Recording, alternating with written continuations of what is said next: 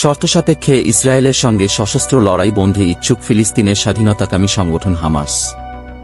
এমন ইঙ্গিত দিয়েছেন গাজাভিত্তিক গোষ্ঠীটির একাধিক নেতা। তবে এক্ষেত্রে একটি শর্ত দিয়েছেন তারা, সেটি হল 1967 সালের যুদ্ধে ইসরায়েল যেসব অঞ্চল দখল করেছিল ওই অঞ্চলগুলো নিয়ে একটি স্বাধীন ফিলিস্তিন রাষ্ট্র প্রতিষ্ঠা। 2007 সাল থেকে ফিলিস্তিনের গাজা উপত্যকা শাসন করছে হামাস। সশস্ত্র গোষ্ঠীটির মূল লক্ষ্য ইসরায়েলের পতন। সেই লক্ষ্যে দীর্ঘদিন ধরে তৎপরতা চালিয়ে যাচ্ছে সংগঠনটি।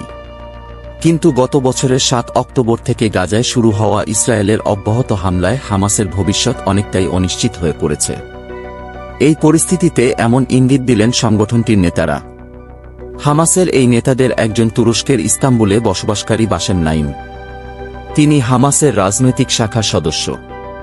হামাসের এই নেতাদের একজন তুরস্কের ইস্তাম্বুলে বসবাসকারী বাসেম নাইম।